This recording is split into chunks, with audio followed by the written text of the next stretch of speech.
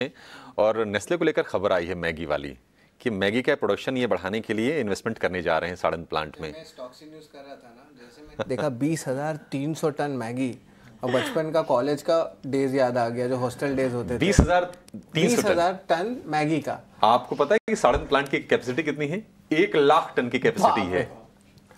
लेकिन सबसे बड़ी बात यह है कि कंज्यूमर्स मैगी को पसंद इतना कर रहे हैं, तभी तो इतना प्रोडक्शन बढ़ा रहे हैं नेस्ले। नहीं, आई एम श्योर कि देखिए मानसी, मैं शरद शरण भी हैं, सब लोग मैगी ही प्रेफर करते होंगे। हाँ, इस वक्त अगर आप देखें मार्केट में कई अलग अलग तरह के और काफी हद तक कंपटीशन को बढ़ाने की कोशिश भी की। Korean noodles, pad Thai noodles और काफी सारे थे, लेकिन कोई मैगी को बीट नहीं कर पाया। मैगी को बीट नहीं कर पाया। इनफैक्ट सवाल ये भी है कि मैगी ही रहा है, मैगी ही खाते रहे हैं। और पिछले दिनों हमने काफी सारे न्यूज फ्लोज भी देखे। लेकिन अभिषेक, आपको मैगी पसंद है? अगर हाँ तो कौन सी वाली मैगी? प्लेन मैगी, चीज मैगी या वेजिटेबल मैगी? नहीं, मुझे तो मानसी प्लेन मैगी ही पसंद है। हाँ। और या फिर ज्यादा मतलब ज्यादा उसमें एक्सपेरिमेंट पसंद नहीं है। मतलब वेजिटेबल थोड़ा सा पड़ गया तो ठीक है, अदरवाइज प्लेन मैगी ही ठीक है। मुझे भी वायलेट मैगी को कुछ भी करके नहीं, सिर्फ प्लेन मैगी। लेकिन शरद, हमने हॉस्टल में मैगी को थोड़ा वायलेट किया था। हमने ड्राई मैगी भी खाया हुआ है, चिप्स के साथ मिला के, भुजिया के साथ। कॉम्बिनेशन तो बहुत सारे जो है हॉस्टल के बंदे रहेंगे तो उन्हें ऑफ कोर्स एग्री करेंगे कि हम बहुत वेरिएशन लाते हैं खाने का। शरण, आपका क्या एक्सपीरियंस रहा मैगी का? एकदम प्लेन मैगी विद मसाला।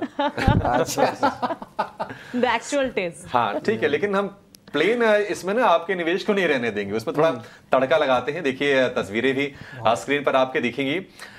तपन जी, आप जरा बताइए, 105 करोड़ का इन्वेस्टमेंट, छोटा सा इन्वेस्टमेंट है, साड़न प्लांट की कैपेसिटी को और बढ़ा रहे हैं। और हमने देखा था कि ये शेयर पहुंच गया था 7,500 8,000 रुपए के भाव पर। फिर वहां से कॉर्पोरेट एक्शन के बाद ये लिक्विडिटी बढ़ी शेयर में। नेस्ले कैसा लगता है आपको स्टॉक? ये स्टॉक तो आप नाम से तो बहुत अच्छा है, मैगी तो प्रोडक्ट ही इतनी चले, साड़न तो यहीं पास में ही है। लेकिन यहाँ प्रॉब्लम यही होता है कि ग्रोथ इज एन इशू। अगर आप देखें तो इनका सेल्स ग्रोथ कितना रहता है, 10-11%, प्रॉफिट ग्रोथ भी 8-9% के आसपास रहता है। अब जब आपकी जीडीपी 7% से ग्रो हो रही है तो we want a company which will grow at least 15%। अब इनका पी है 74।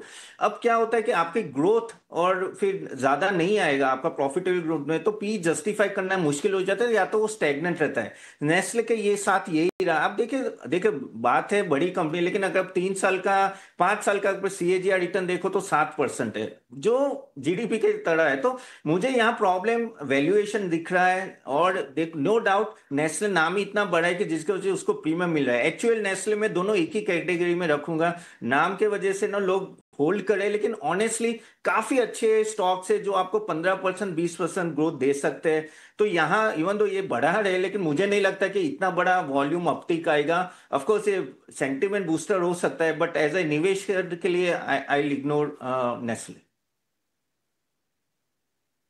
निवेश के लिहाज से नहीं, लेकिन हाँ न्यूज फ्लोज के लिहाज से इस वक्त हम देख रहे हैं स्टॉक में मूवमेंट भी। प्री ओपन लेवल्स अगर आप देखें करीब आधे % के गेंस के साथ नेस्ले इंडिया खुलने की तैयारी करता है। इस बीच रुपए की ओपनिंग भी